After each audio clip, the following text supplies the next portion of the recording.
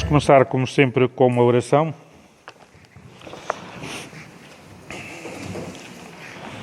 Em nome do Pai, do Filho e do Espírito Santo. Amém. Vinde, Espírito Santo, enchei os corações dos vossos fiéis e acendei neles o fogo do vosso amor. Enviai, Senhor, o vosso Espírito e tudo será criado e renovareis a face da terra. Vinde, Espírito Santo, iluminai-nos com a vossa luz, vós que iluminaste São Lucas para escrever o Evangelho, que nós gostaríamos de acolher e viver, que esta noite seja para nós fonte de vida nova e que saibamos sempre acolher a vossa palavra com amor, para que ela possa germinar com vida nova para este nosso mundo. Nós vos pedimos por Jesus Cristo, nós vos pedimos com toda a fé a Jesus Cristo, ao Espírito Santo e a Deus Pai. Glória ao Pai, ao Filho e ao Espírito Santo. São José. Ora bem, hoje vamos, neste sexto encontro, da última vez vimos assim uma panorâmica geral sobre esta questão do reino de Deus e hoje vamos entrar assim com maior profundidade sobre o que é o reino de Deus, aquilo que Jesus promete, que vai-se formar ou vai-se instituir, vai-se realizar, que vai-se concretizar o reino de Deus e depois também como é que se entra nele, quem é que pode entrar, etc, etc. Portanto, vamos tentar ver estas coisas com um sentido de tentar perceber o conteúdo, não apenas o conteúdo literário, isso qualquer pessoa pode fazer, mas também aquilo que pode ser um aprofundamento teológico desta realidade. E vamos começar exatamente pela questão do que é o reino de Deus. Isto era uma imagem só para dar um contexto ambiente.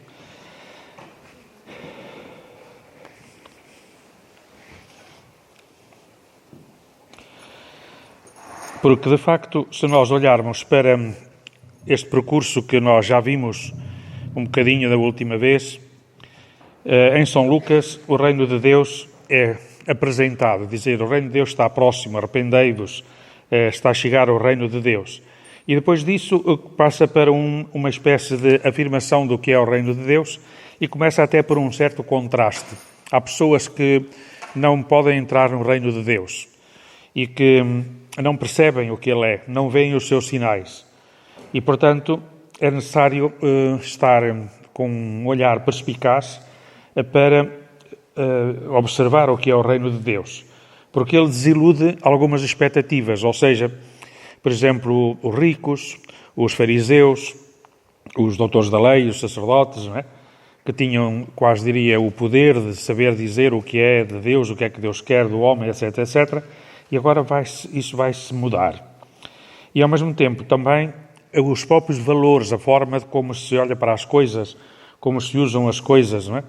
É de São Lucas aquele episódio do administrador infiel, não sei se recordam, que foi astuto e utilizou os bens que ele estava a gerir para criar amigos e não para, por ganância, guardar esse dinheiro. Enfim, bom, depois veremos isso.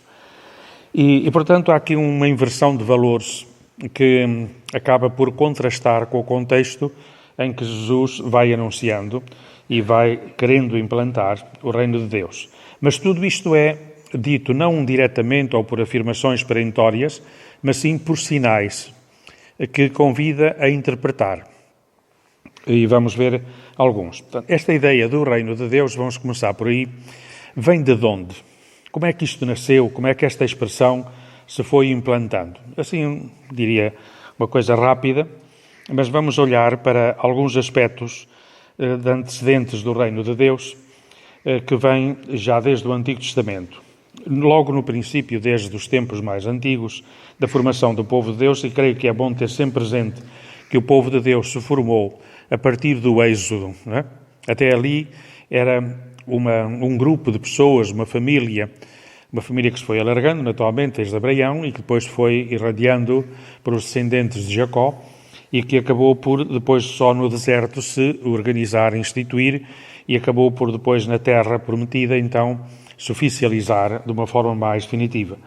E então aí já se falava de um Deus que reinava, de um Deus que era Senhor, de um Deus que orientava, que estava sempre atento àqueles que seguiam as suas leis, a chamada Torá, não é?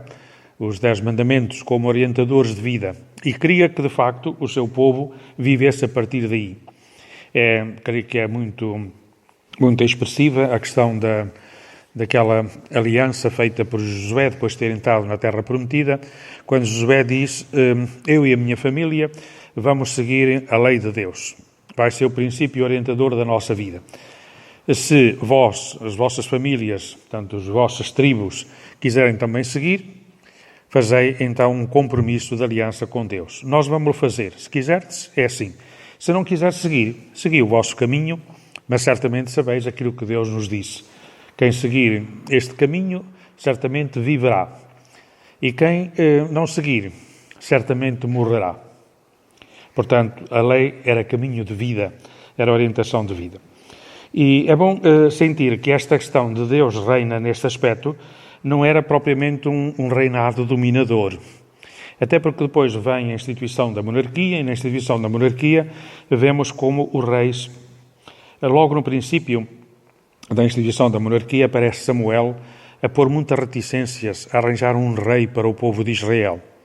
E começa por dizer logo os males que um rei pode ter. É dominador, depois leva os mais jovens, leva-os para a guerra, depois chama as raparigas mais bonitas para servir na sua casa, depois acaba por impor leis a todo o povo e depois acaba por criar uma organização que, diria, não é fiel àquilo que Deus sempre desejou para o seu povo, porque só Ele é Senhor e não há outro. E então aparece um rei que pode substituir. E foi isso um pouco que depois aconteceu com a grandeza de Salomão, e aí acabou por ele, não tanto, eu diria, exercer mal o seu reinado, mas começou a não dar lugar a Deus uno e único, mas sim também a outros deuses. Não é? É célebre aquela passagem do livro dos Reis, quando se diz que Salomão deixou de ser rei, não tanto porque tinha riqueza, poder e até sabedoria para governar o povo, mas porque para lá das mulheres, das concubinas que tinha, ele deixou-se seduzir também pelos deuses delas. E então acabou por construir santuários para deuses estrangeiros. E ele mesmo, com as mulheres que adoravam esses deuses, também adorou esses deuses. E, portanto, ele já não estava a ser fiel àquele que é de facto o Senhor. E a partir daí o seu reino então dividiu-se e tudo se desorganizou para o povo de Deus, depois separando-se o reino norte e do sul, até depois à destruição de Jerusalém em 587, e depois também a questão da dispersão da diáspora que vem pouco depois. E é toda esta circunstância que faz com que o povo vá perdendo este sentido do senhorio de Javé, do Senhor nosso Deus. E acaba por, muitas vezes, arranjar outros deuses. Mas há pessoas que se mantêm fiéis a essa aliança de seguir os princípios que vinham de Deus, através de Moisés, e por isso aquilo que depois se vai pedir é que venha alguém que seja como um rei, mas que seja Messias, ou seja, enviado de Deus, ungido de Deus, querido de Deus. E por isso começa a ser falado logo pouco depois do regresso à Terra Prometida, com Esdras e Neemias, e também, sobretudo, com Daniel, que estava na diáspora já disperso, portanto, na zona da Pérsia. E a partir desta figura começa a surgir não apenas a figura de um homem ideal, a figura do Filho do Homem, que é um homem próximo de Deus, semelhante a Deus, e depois a questão da descendência de David, porque David ficou sempre como um rei santo, o modelo de alguém que orientava bem o seu povo e amava a Deus acima de todas as coisas. Louvava, cantava, etc. Ora, esta questão do messianismo e do rei messiânico vai estar no tempo da diáspora, portanto, antes de Jesus Cristo, muito dominante. E depois era até mais desejado, porque sofreram ali 3 ou 4, diria, derrotas ou esmagamentos, a partir primeiro da Pérsia, mas não dominou assim tanto ali, mas depois veio a Grécia, que dominou, 333, mais ou menos, que acabou por dominar toda aquela zona e implantou a língua grega e a cultura grega e começou a pôr também altares de outros deuses no recinto do templo. Isso fez com que explodisse a reação negativa dos macabeus, que não apenas já não era a questão da Grécia, mas era a questão da influência depois já do Império Romano, que levou também essa questão dos estandartes e de outras coisas com figuras humanas, o que era, sem dúvida, um ultraje para a religião, para lá de os obrigar a rejeitar as leis da sua tradição. E, portanto, o reino de Deus ficou ainda a ser mais ansiado, o reino de Javé, a ser mais desejado. E, portanto, havia gente que se sacrificava, se deixava matar, para que pudesse vir um rei deles. E isso não aconteceu. E então, quando Jesus chega, a ideia que está subjacente é exatamente esse desejo forte de um rei Messias. Ver que na entrada de Jesus em Jerusalém é o louvor que dão, filho de David, novo rei, etc, etc. E naturalmente que este sentido era de um rei que era proprietário, que era dominador, um rei que, no fim de contas, orientava com a lei de Deus o povo e, portanto, era uma espécie de retomar, de reviver a época de David.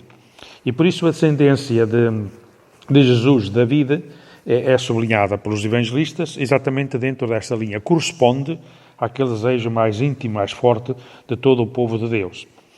Mas neste tempo também, como havia tanto tempo de espera e não havia, diria, a concretização desta esperança, então já Daniel deixou alguns textos escritos que esse rei era um rei celestial.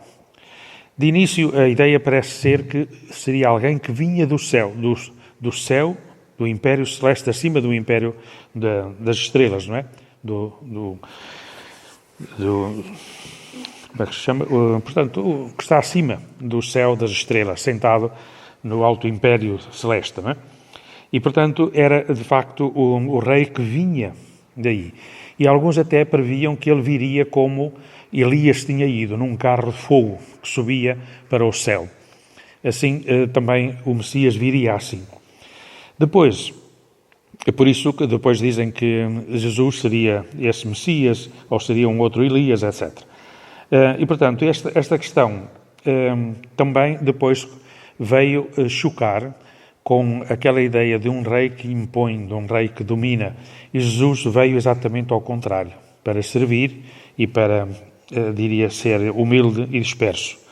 Por isso, quando Jesus começa com o anúncio convertei-vos, pois o reino de Deus está a chegar, como aparece logo no capítulo 3, esta questão de Marcos, é curiosa essa expressão, não é? Arrependei-vos e acreditai no Evangelho, o reino de Deus está a chegar. Esta questão começa a suscitar interrogações. E por isso é uma das razões porque no Evangelho de Marcos aparece Jesus a sublinhar que não quer que o identifiquem como Messias.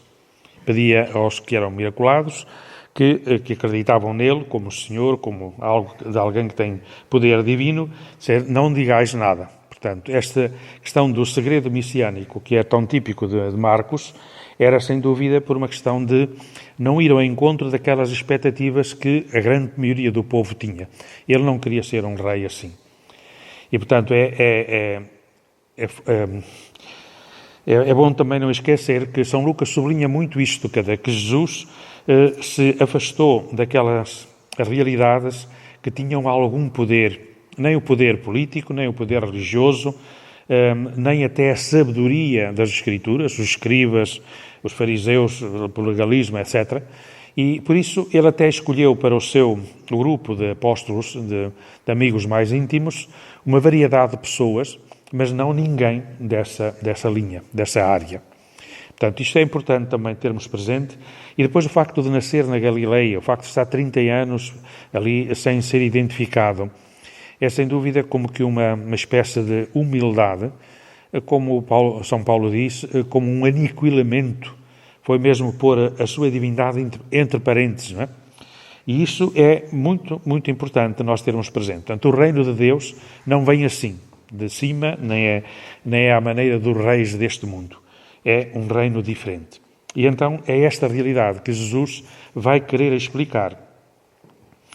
Agora, é curioso também que é o Evangelho de São Lucas que tem mais referências a reino de Deus.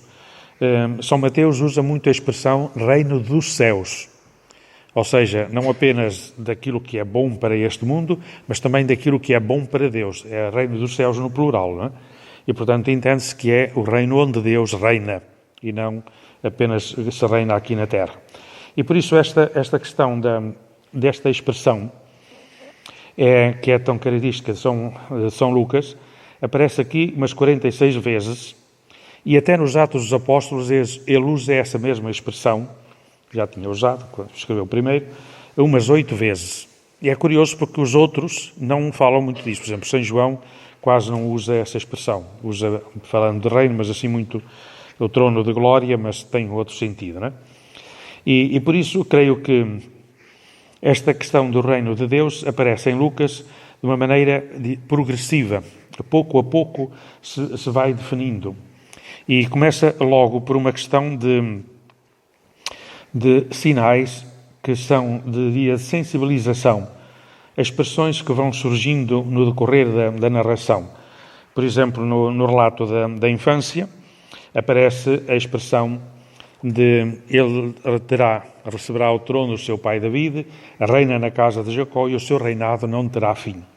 É isso que o anjo diz a Maria, para, diria, convencer a que de facto deve confiar naquilo que lhe está a dizer.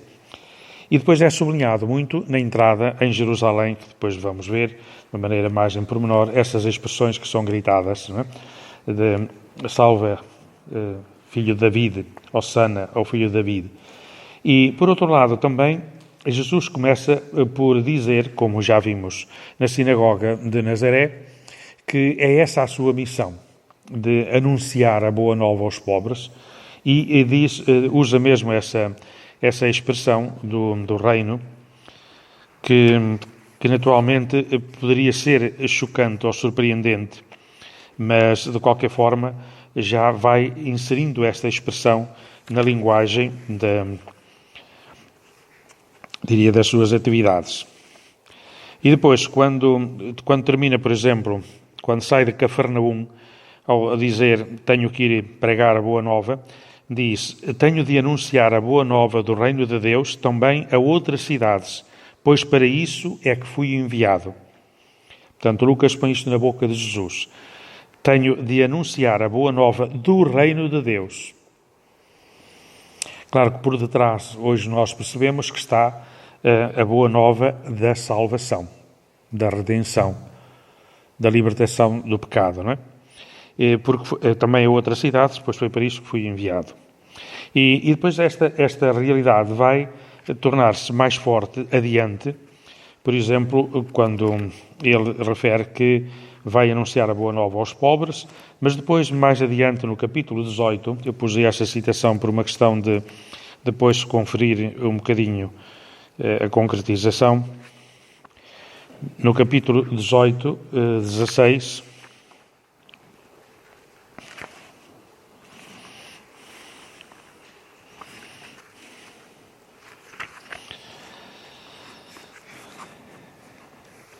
diz assim, apresentavam-lhe também as criancinhas para que ele lhes tocasse. Vendo isso, os discípulos repreenderam-nos. Mas Jesus chamou-os a si e, dizendo, deixai vir a mim os pequeninos, não os impeçais, pois deles é o reino dos céus. Aqui é uma questão já de posse. É deles o reino de Deus. E não diz aqui, São Mateus usa o reino dos céus. Em verdade vos digo, quem não receber o reino de Deus como um pequenino, não entrará nele.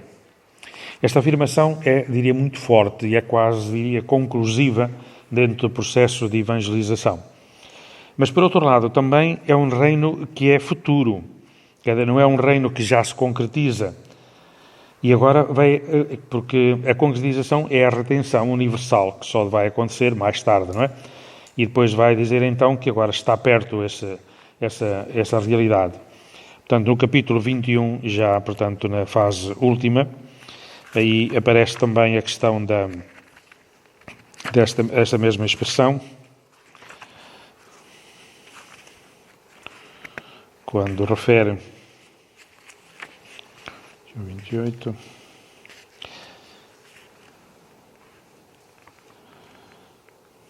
Não, 28 aqui está mal.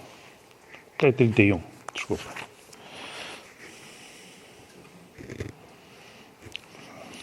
Assim também, quando virdes estas coisas acontecer, portanto, estamos a falar do futuro, estamos a falar da escatologia, ou parousia. Assim também, quando virdes estas coisas, conhecereis que o reino de Deus está próximo. Então, aí conhecereis. Em verdade vos digo, não passará esta geração que sem tudo se cumpra. O céu e a terra passarão, mas as minhas palavras não hão de passar. E depois, ele está presente já agora, mas só se revela de uma maneira definitiva quando da sua morte e ressurreição. Portanto, no capítulo 23, 37, aparece aqui como se fosse uma concretização. Isto é só para deixar-vos as portas abertas para esta perspectiva que depois iremos ver mais concretamente. Quando é da crucifixão, diz àquele que está crucificado com ele: em verdade te digo, hoje estarás comigo no paraíso. O paraíso, naturalmente, entende-se o reino dos céus. E depois também no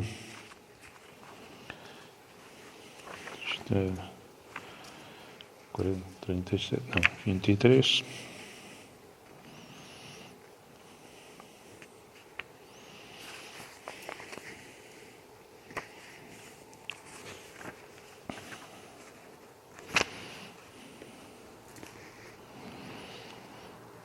Portanto, é os impropérios que dirigem a Jesus: se és o rei dos judeus, portanto, se és rei como foi aclamado à entrada em Jerusalém, se és rei dos judeus, salva-te a ti mesmo. E não és tu o Messias? Salva-te a ti mesmo e a nós também. Portanto, esta questão que estava na boca de todos, não é? Mas há aqui, de facto, uma realidade que depois vamos ver por alguns textos mais em concreto, que aparece aqui um pouco esta questão de o reino de Deus já está, mas ainda não se realizou em plenitude. Esta expressão já e ainda não foi muito usada no Concílio Vaticano II, particularmente na Gaudium et Spes, quando se fala da graça, quando se fala da ação redentora de Jesus Cristo. E aparece esta perspectiva como se fosse uma concretização iniciada por Jesus Cristo, que já está feita, porque é Deus e faz, quando diz faz, mas, ao mesmo tempo, nós ainda não recebemos totalmente isso. E é uma noção que hoje entra muito na teologia com o sentido da graça redentora. Nós, pelo batismo, recebemos a graça de Deus, mas não somos livres de todo o pecado. Somos purificados, mas o pecado vai-nos contagiando. E, portanto, ainda não estamos totalmente salvos, diríamos assim. Essa salvação só vem quando a graça de Deus, portanto, o dom de Deus, nos envolver totalmente. Quando nós, por exemplo, no rito dos defuntos, dizemos, entregamos este defunto nos braços de Deus, agora para viver plenamente para Ele, agora viverá para Ele. Então é esse o sentido que nós temos. Ali já nada o pode tirar dos braços de Deus. E enquanto nós estamos vivos, a nossa liberdade pode nos tirar da graça de Deus. Portanto, é diria, o paradoxo, como alguns teólogos chamam, o paradoxo do pecado e da graça. Nós somos agraciados por Deus, é como se estivéssemos sempre aí a graça de Deus a chover sobre nós, mas nós podemos nos retirar dela. Nós continuamos a ter possibilidade de, mas não vivemos de. Portanto, é a questão do pecado e da graça. Temos a garantia da graça, mas não temos a solidez da graça. Não temos garantida a salvação, diríamos assim, não é? Temos a certeza de que ela existe, mas nós podemos não agarrar. E é esta realidade do já e ainda não que está subjacente ao reino de Deus. Já começou, já está iniciado, mas ainda não se concretizou totalmente. E quando nós chegamos a um mundo como o mundo de hoje, nós sentimos muito que é esta realidade que está subjacente. O homem desviou muito o mundo mesmo das coisas da graça de Deus. Retirou para si egoisticamente e não deixou. No tempo de Santo Agostinho, por exemplo, predominava muito a questão do anúncio do Evangelho. E por isso, quando perguntavam a Santo Agostinho se o fim dos tempos viria em breve, se a parousia iria acontecer, ele dizia, não, que ainda falta muita gente para conhecer Jesus Cristo. Enquanto não estiverem todos os seres humanos contactados pelo anúncio da graça redentora de Cristo, que a acolham ou não acolham, enquanto não estiverem todos contactados, não pode haver parousia. Só quando todos souberem da graça redentora de Jesus é que haverá o fim dos tempos. Agora, esta realidade naquele tempo era forte, hoje não. É uma questão não apenas de cada ser humano, mas da realidade envolvente, naquele sentido que é a função, é a missão do ser humano, recapitular todas as coisas em Cristo. Portanto, orientar o mundo de tal maneira, como diria Santo Agostinho, como se fosse uma cidade de Deus. E o mundo não é mundo de Deus. Ainda não é. Portanto, é esta realidade. Por isso, quando Jesus rezava no final do Evangelho de São João, aquela oração que se diz sacerdotal, no final do capítulo 18, diz, eles estão no mundo, mas não são do mundo. Ajudai-os a libertarem-se do mundo, para que não possam ser dominados por ele. E não serão totalmente dominados porque a graça de Deus vai fazer-nos resistir a este domínio, não é? Portanto, esta questão, diria, de uma novidade, da graça redentora, que nos prepara para aquilo que chamamos também a vida eterna. A vida eterna, muitos de nós, ao ouvir falar da vida eterna, como eu, há muitos anos atrás, pelo menos, pensava logo na vida para lá da morte, que é a vida eterna. Mas a vida eterna já começa com o batismo. Já temos uma vida que é eterna. Podemos não querê-la, mas ela está aí. Já temos contacto com ela. Portanto, a vida eterna começa aqui.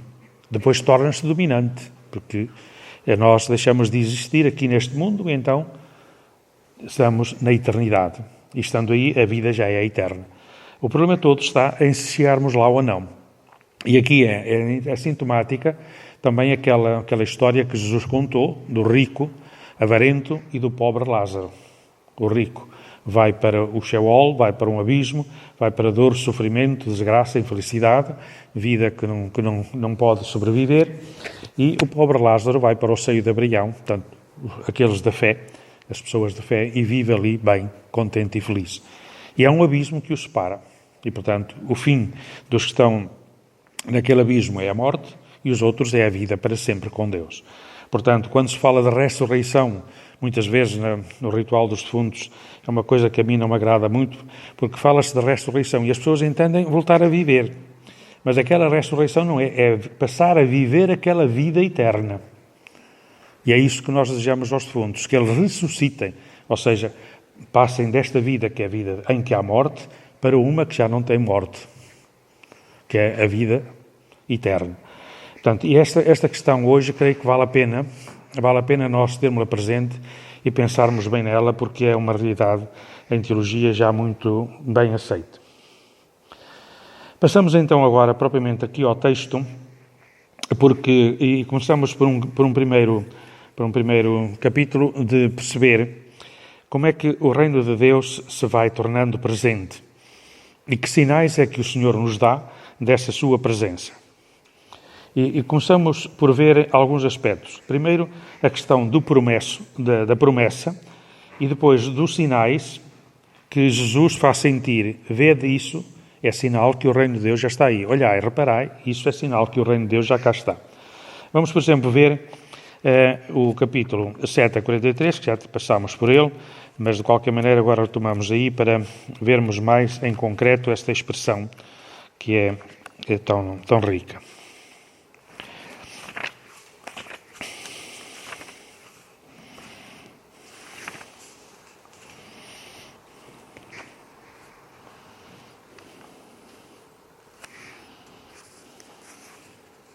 Desculpe, está aqui qualquer erro. Pois não é, é antes, tem que ser antes. É quando é da saída de Cafarnaum, ou de Cafarnaum de Nazaré, portanto é 5, certamente. Não, também não, é antes. É no capítulo 4, está mal escrito, 4:43.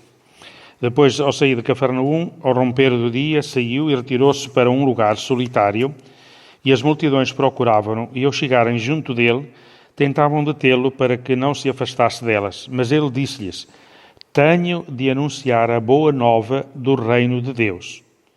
Também às outras cidades. Portanto, tenho de anunciar a boa nova do reino de Deus. Portanto, esta questão de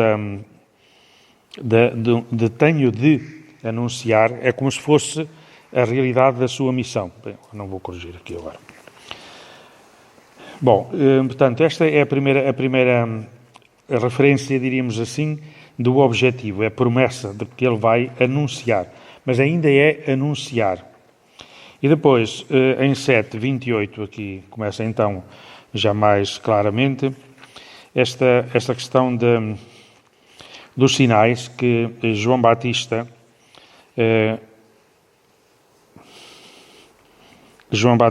percebe, porque vêm ao seu encontro, perguntam se ele é ou não é o Messias, perguntam a Jesus se ele é ou não é o Messias, e ele responde: vede.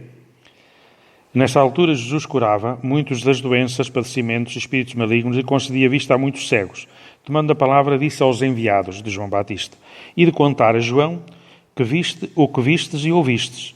Os cegos veem, os coxos andam, os leprosos ficam limpos, os surdos ouvem, os mortos ressuscitam. A boa nova é anunciada aos pobres. Portanto, e estas expressões aqui até estão em itálico, exatamente para dizer que são copiadas do texto do profeta Isaías, quando falava da vinda do Messias e que Jesus tinha lido em Nazaré. E, portanto, é os sinais. E João Batista, teria a obrigação de conhecer estes sinais. E conheceu. Portanto, percebia isso. E, naturalmente, que isto era também uma lição para os seus discípulos, discípulos de João Batista, que reconhecessem Jesus como, de facto, o Messias. Portanto, mandou-os perguntar e agora interpretai-o. E interpretaram. E foram dizer isso a João. E Jesus, então, começou a falar de João Batista e termina essa referência, que, aliás, é um texto muito bonito, não é? Que a mim, pelo menos, lembro-lo quase sempre no Advento, e que é muito interessante. É quando Jesus, voltando-se para a multidão, diz: que fostes vós ver ao deserto uma cana agitada pelo vento, mas que fostes ver então um homem vestido com roupas finas? Os que usam trajes sumptuosos vivem regaladamente e estão nos palácios dos reis. Portanto, não vivem com João Batista. Então o que fostes ver? Um profeta?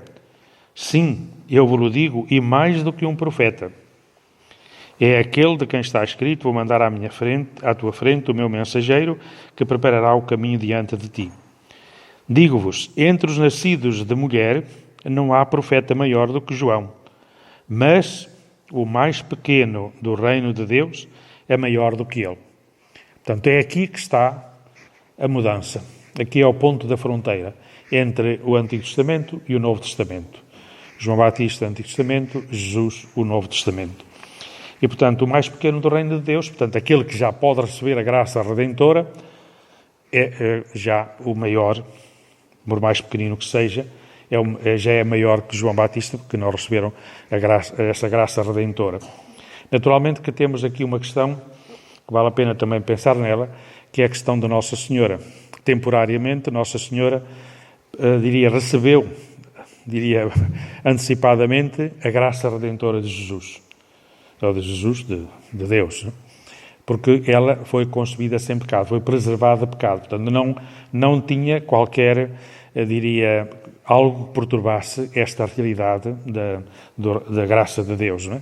E, portanto, sendo assim, ela é a primeira pessoa redimida, diríamos assim, liberta. Mas foi por iniciativa divina.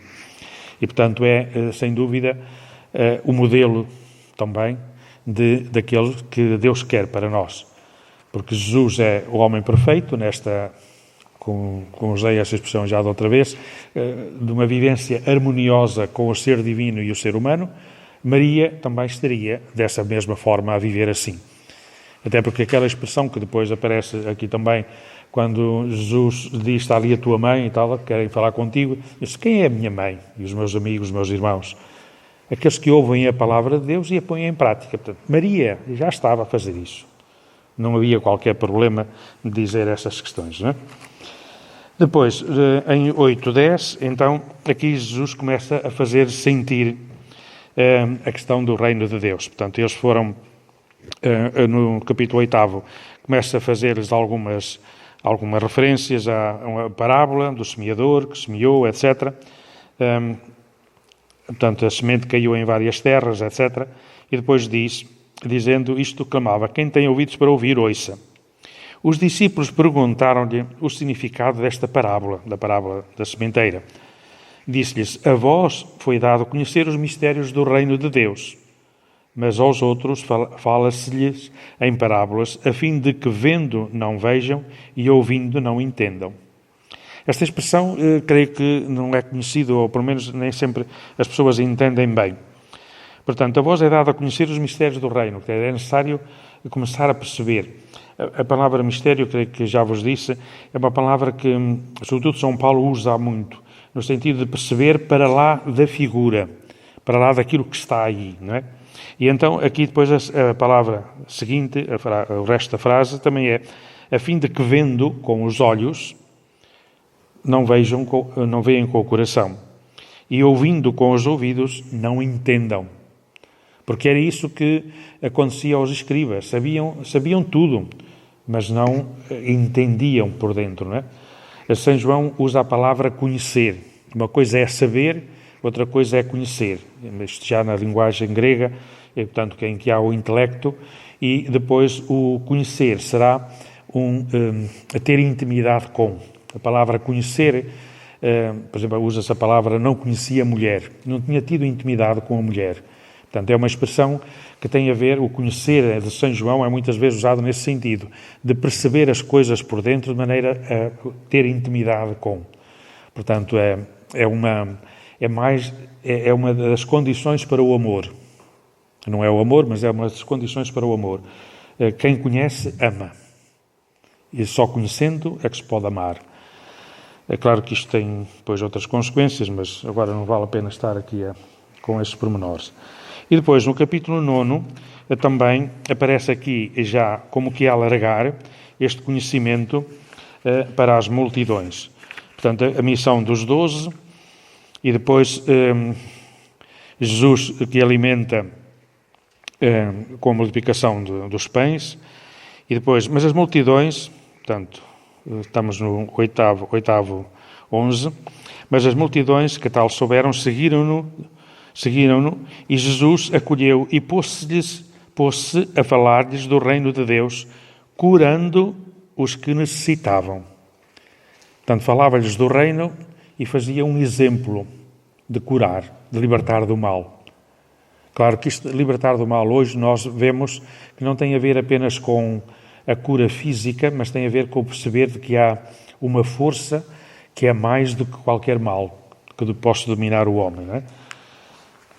E, portanto, são sinais, são indícios. São João usa a mesma palavra semeia, no sentido de dizer que são, portanto, sinais indicadores, que não é propriamente milagre, a palavra milagre, São João não a usa muito.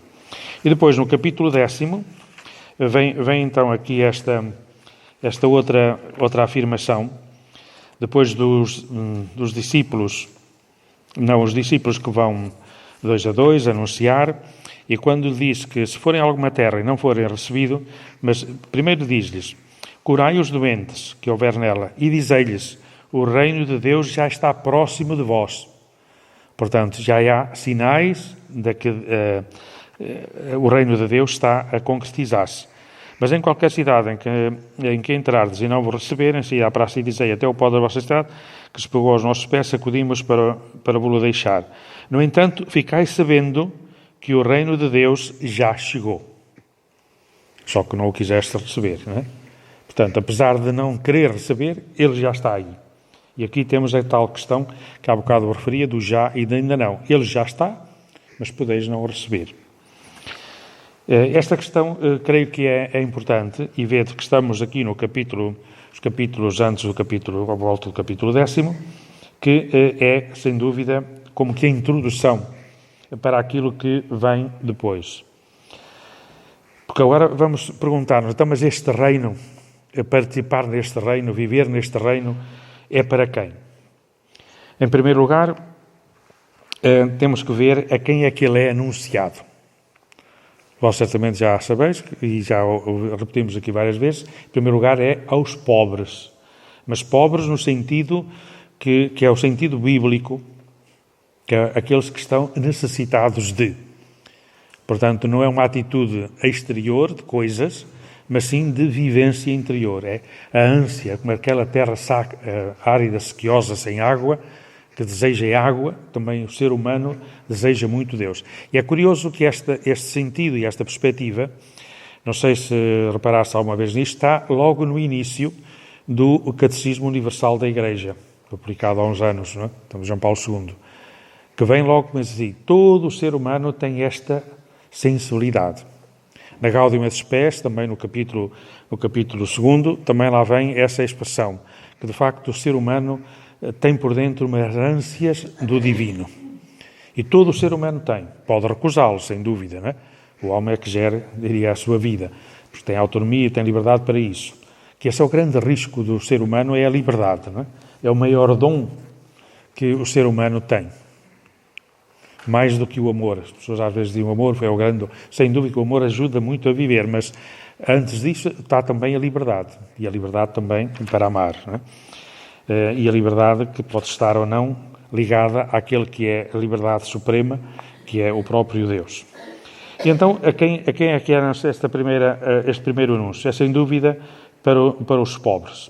Mas antes disso, há que verificar que Jesus não começa por aí, embora faça a afirmação, mas depois vai tentando ver que esta realidade depende do anúncio. E por isso, no capítulo 10º, aparece aqui esta questão que é anunciada, que é proclamada, o reino de Deus já está próximo de vós.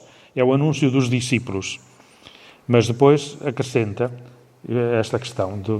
E depois também no capítulo 11, depois quando reparei no regresso dos discípulos, que vem logo a seguir, pouco depois já as cidades, etc., não interessa muito agora, e depois quando os discípulos começam a gabar-se, que até viam o Satanás a cair do céu como um relâmpago, Jesus diz, contudo, não vos alegreis, porque os espíritos vos obedecem.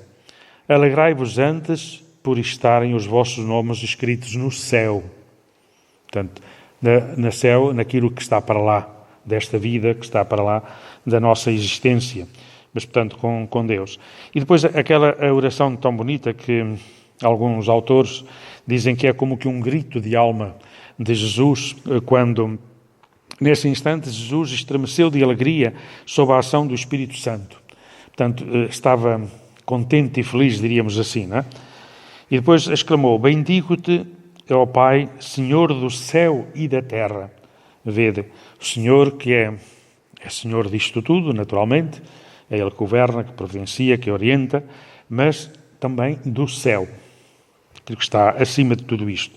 Porque escondeste estas coisas aos sábios e inteligentes, portanto, não é pela cabeça que chegam lá, mas a revelastes aos pequeninos. Sim, Pai, porque foi do teu agrado, etc. E depois vem o mandamento do amor. E este amor, depois vamos ver que ele encaixa nesta perspectiva de quem vive essa realidade do amor. Não é quem o conhece, é quem o vive, quem o põe em prática. Depois já vamos ver isso. E depois também no capítulo 12 vem aqui a questão da busca do reino de Deus, que também é outra atitude de buscar, procurar. Aqui há uns anos atrás falou-se muito desta espiritualidade dos buscadores de Deus. Depois daquela fase em que se combateu o ateísmo e havia estes choques com quem rejeitava, quem negava a Deus, depois começou a surgir esta realidade dos buscadores, daqueles que procuram a Deus. No capítulo 12, 31,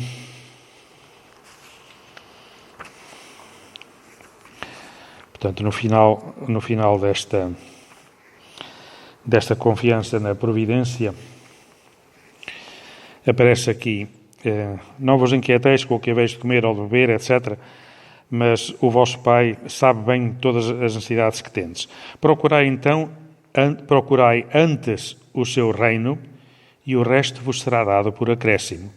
Não temais, pequenino rebanho, porque aprova ao vosso Pai dar-vos o reino. Portanto, o reino não se conquista, é-nos dado. Vede como isto se liga ao ato redentor de Deus. Portanto, nós não o conseguimos chegar lá. Ele é que veio para nós.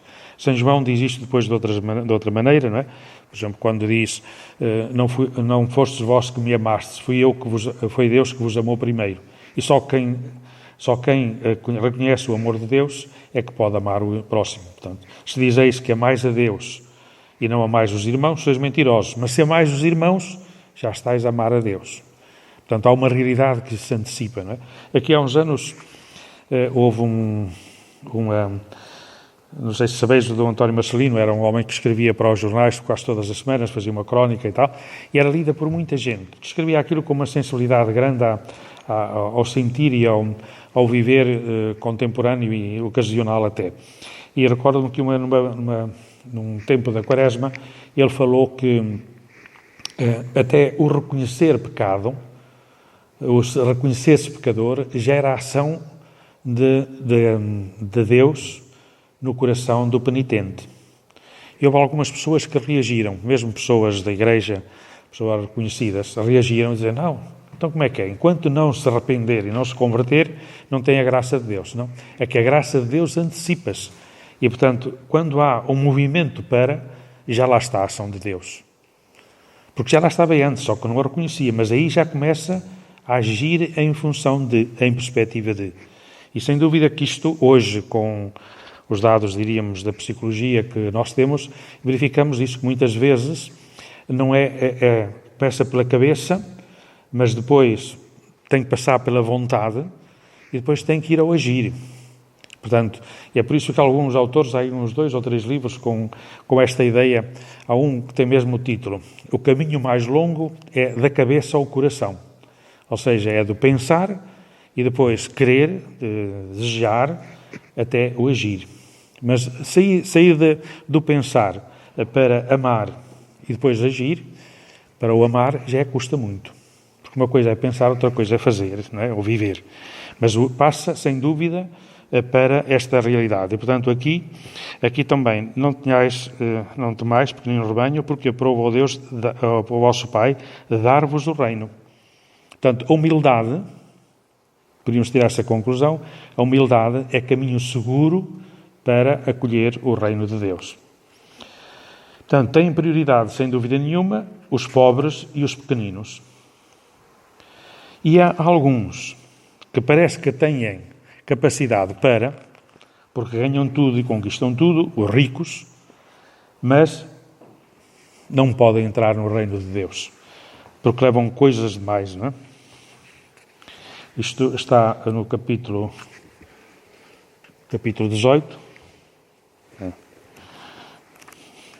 uma maneira muito clara. Já passou aquela história do rico e do Lázaro.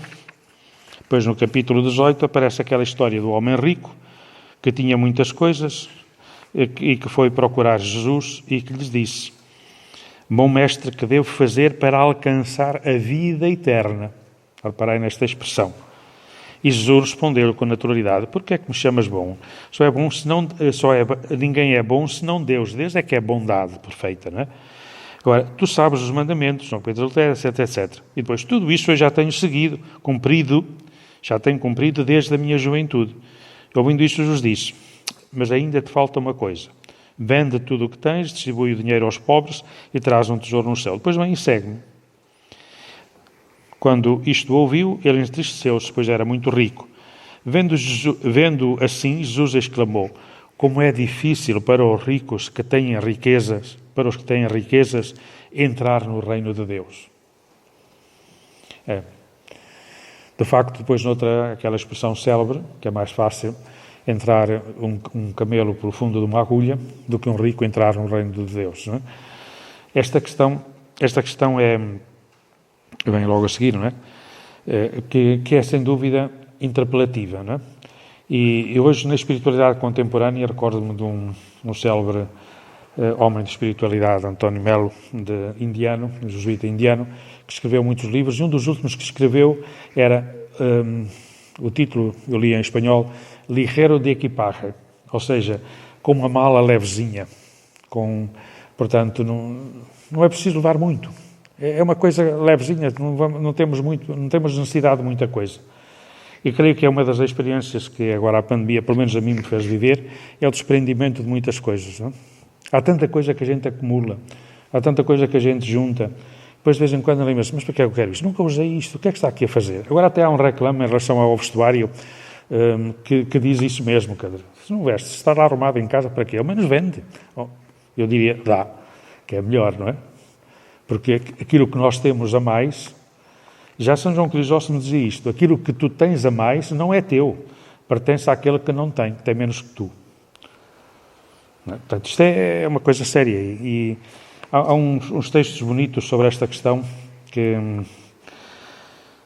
valia a pena hoje trazer para a sociedade em geral, não é? Porque esta questão da ganância, estas corrupções, isto tudo, de facto está a estragar o nosso mundo.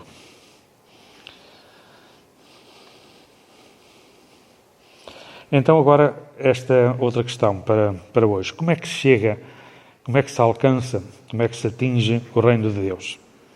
E vale a pena ver qual é o caminho que Lucas vai apresentando, porque nos deixa perceber um pouquinho o processo para chegar lá.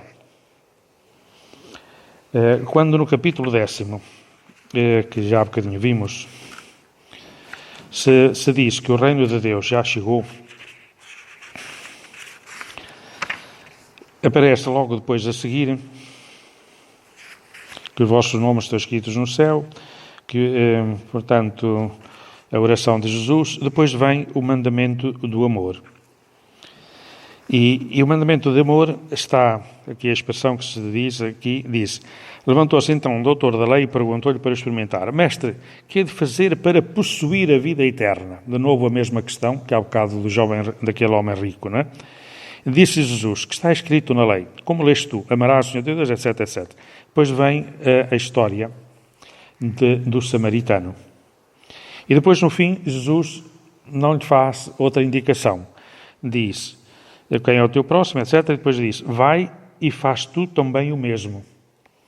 Portanto, não é uma questão de saber, é uma questão de fazer.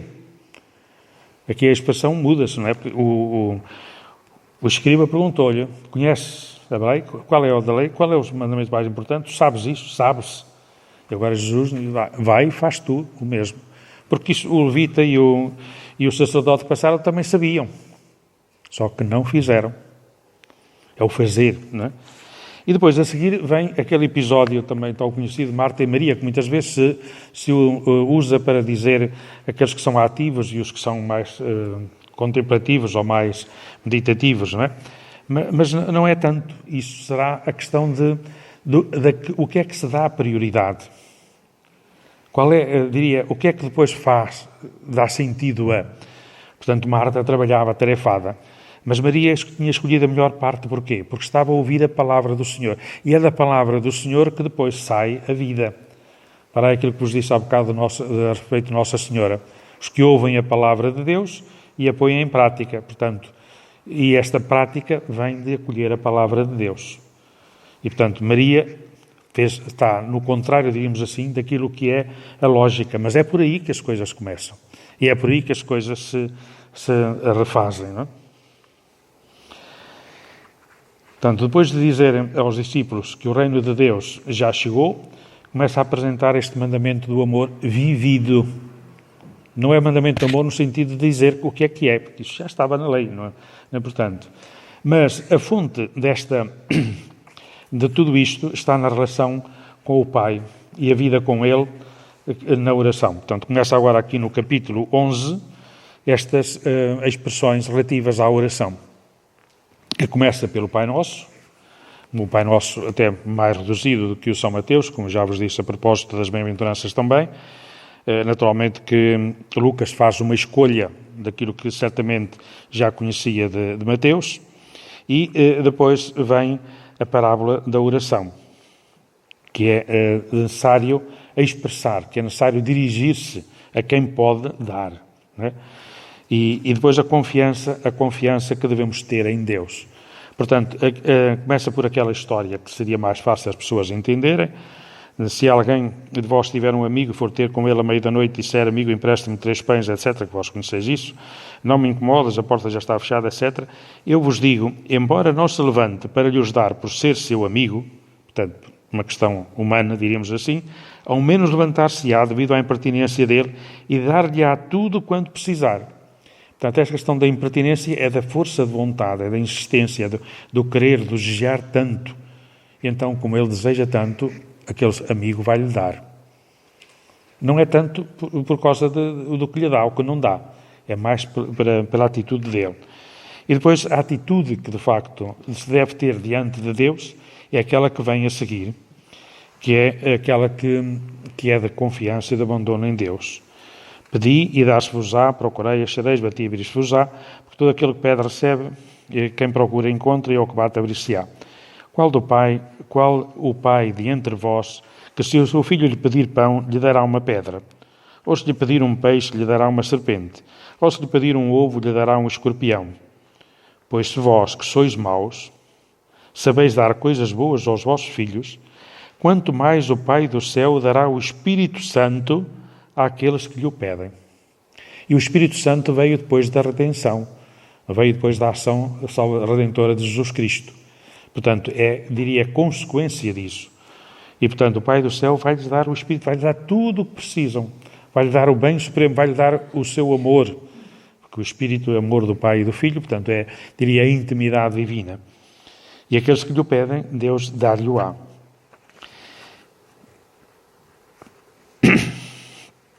Claro que depois vem a seguir logo o contraste. Aparece aí Jesus a fazer uma cura e depois começam a dizer, é por Belzebu, chefe dos diabos. Não sei se já vos disse, sabeis o que quer dizer Belzebu? Baal-zebu. Baal era um deus, não é? O nome de um deus. E Zebu é moscas. Portanto, era o deus das moscas. É a mesma coisa que dizer o deus da porcaria. Não é? Não digo outra palavra que é mais ofensiva, não é? Portanto, estas coisas têm a sua importância para a tradição bíblica, não é?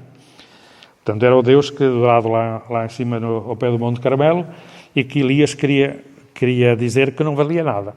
Foi por isso que fez uma competição com os seus sacerdotes. Então, posso pedir fogo do céu, e eu também peço ao meu fogo do céu.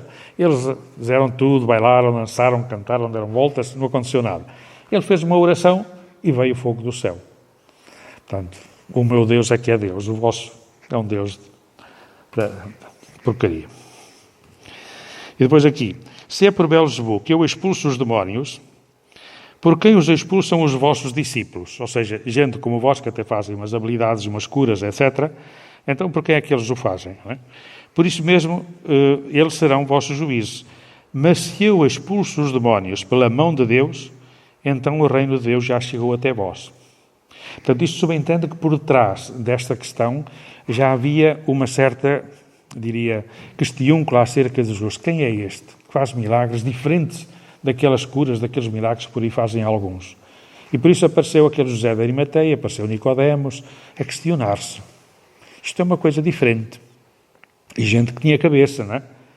Embora fosse do grupo dos mais, diria, renitentes e mais fiéis à lei, e se jogavam a vida para a defender, mas foram ter com Jesus e perguntar-lhe, como é que é? Depois, quando Jesus lhe disse que era preciso nascer de novo, segundo o Evangelho de João, ele disse, nascer? Mas como é que é isto, nascer? E depois Jesus diz assim umas palavras para ele, refletir e pensar de outra maneira. Não é nascer do ventre materno, ninguém pode voltar para lá. É nascer do Espírito. E então, já não diz nada do que é que aconteceu. Certamente ele foi pensar. E aqui também é a mesma coisa.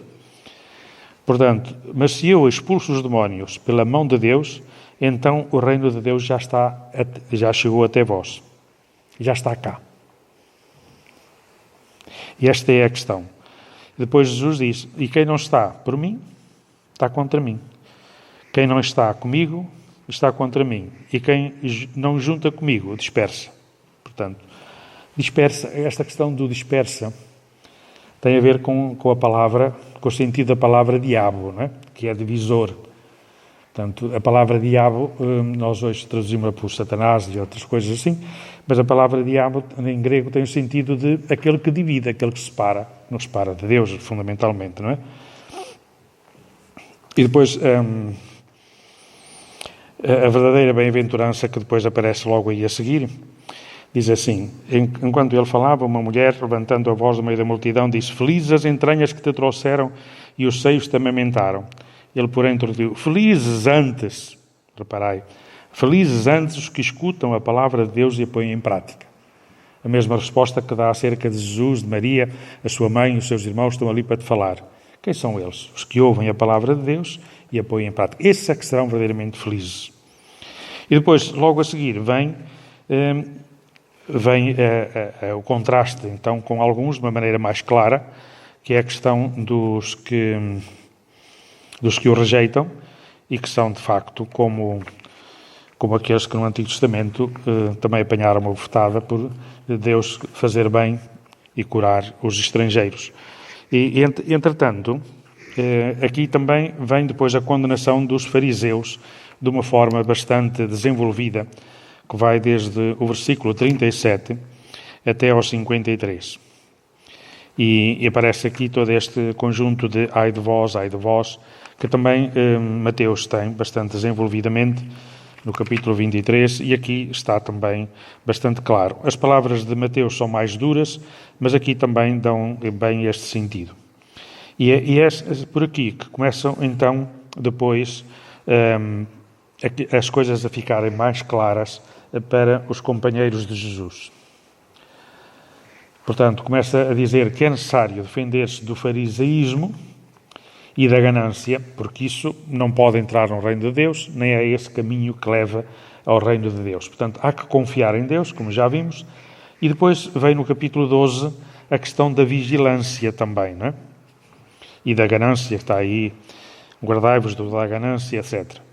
E depois a questão daquele insensato que colheu muitas coisas, depois disse, cansa minha alma, tens tudo para muito tempo, e Deus terá-lhe dito, insensato, nesta mesma noite vai ser reclamada a tua vida, e o que acumulaste para quem será? Assim acontecerá ao que amontoa para si e não é rico em relação a Deus. E depois vem de novo um apelo à confiança na providência. Reparai os corvos, etc., por aí fora, os lírios do campo, e depois termina com estas expressões tão bonitas. Procurai antes o seu reino. Portanto, a procura, a busca, não é? Os buscadores. E o resto vos será dado por acréscimo. Não temais, pequenino rebanho, porque aprove ao vosso Pai dar-vos o reino. Dar-vos, é o dado, é dado. Não é conquistado, como há bocado vos dizia já.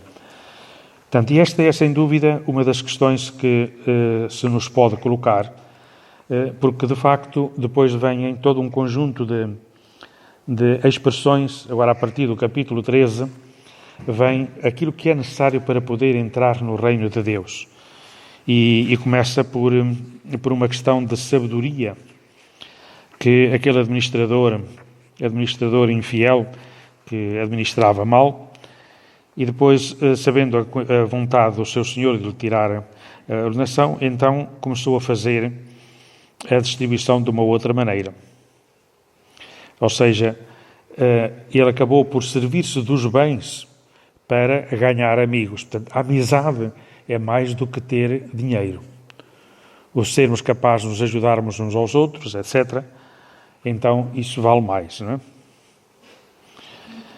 Depois também a questão da divisão, portanto, a opção que causa divisão, mas depois vemos de uma maneira mais, diria, organizada todas estas coisas.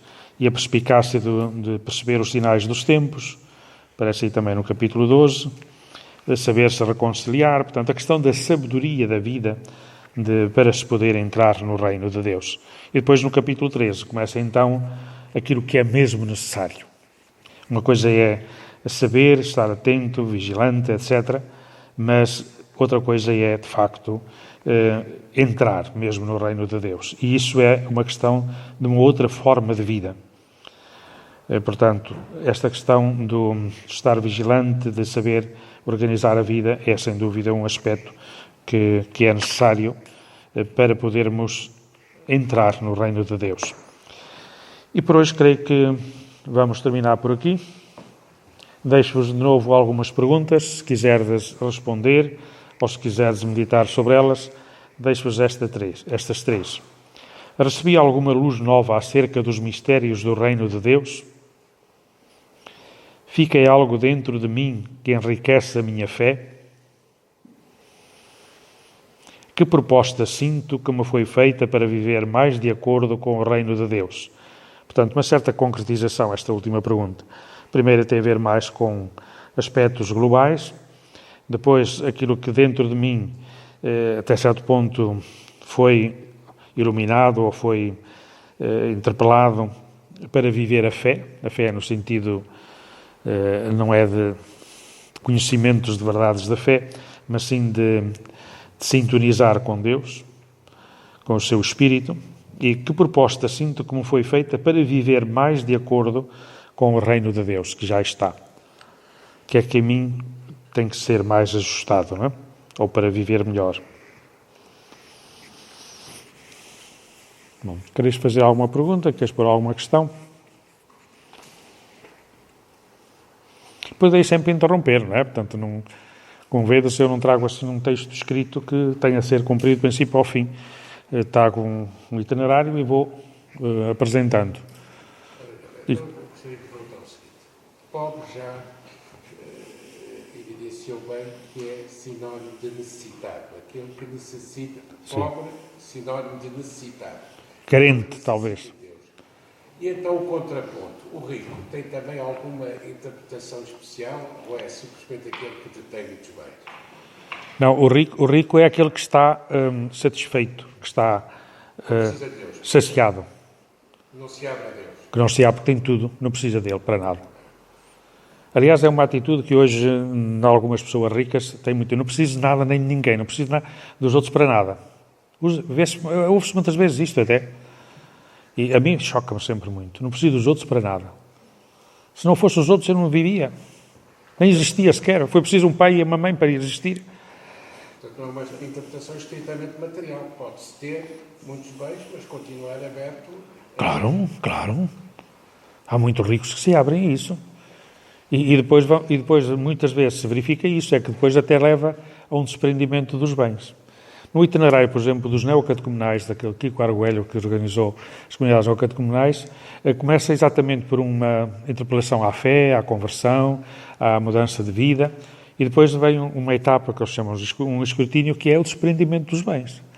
Porque, de facto, as pessoas estão agarradas a muita coisa, estão presas às vezes não é coisas, também há coisas, mas às vezes é atitudes, é pensamentos, é formas de estar, é forma de ser, tem que chegar ao contrário daquilo que dizia a cantiga daquela brasileira. Eu nasci assim, eu cresci assim, vou ser sempre assim. Não. Eu nasci assim, fui crescendo assim, mas agora posso ser de outra maneira. Sou livre para mudar.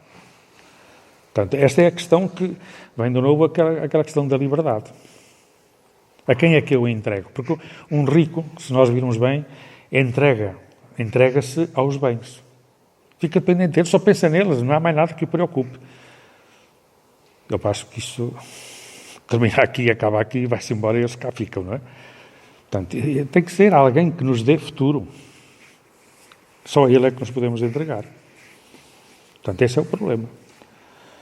Agora, não está fechada a porta, nunca. Só que é mais difícil. E com eles não vai lá. Agora, eles até podem ajudar a ir lá.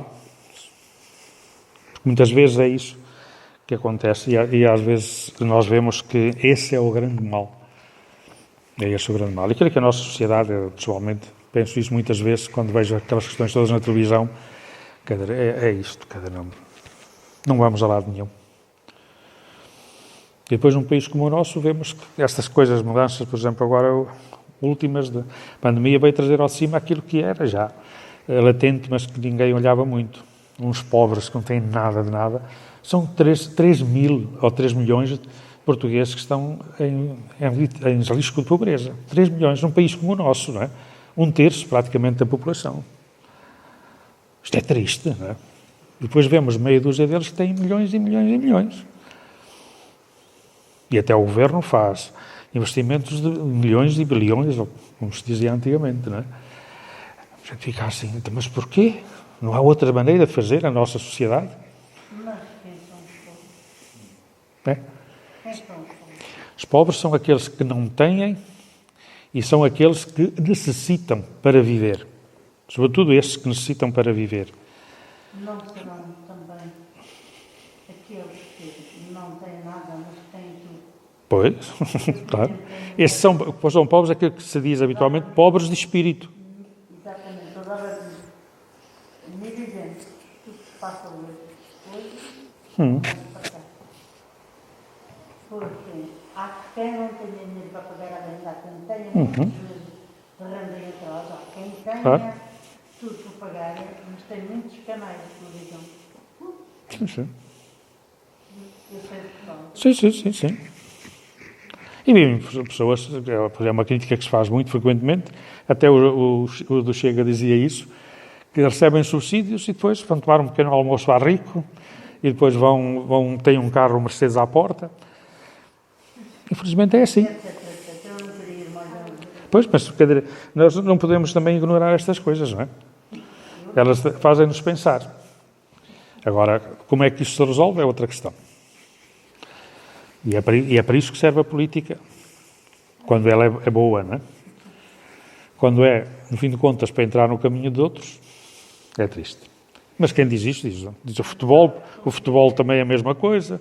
Se formos a ver aí algumas outras situações da nossa sociedade, é igual, caímos facilmente nisso. Eu só costumo dizer, o pequenininho não se compra no país do outro, é uma pena. Não se compra. Está bem, a forma de dizer.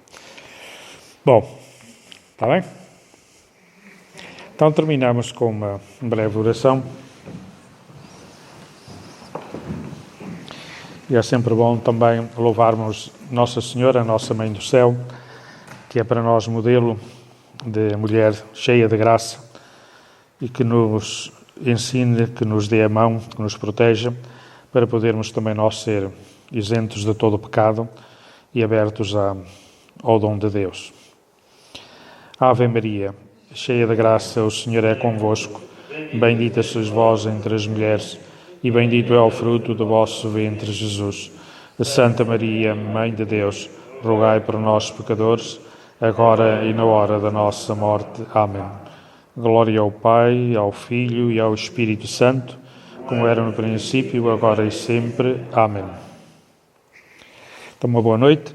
Na próxima semana, é verdade, daqui a 15 dias não pode ser, porque coincide com a quarta-feira de cinzas. Portanto, passamos para o dia 9, que era isto que estava anunciado.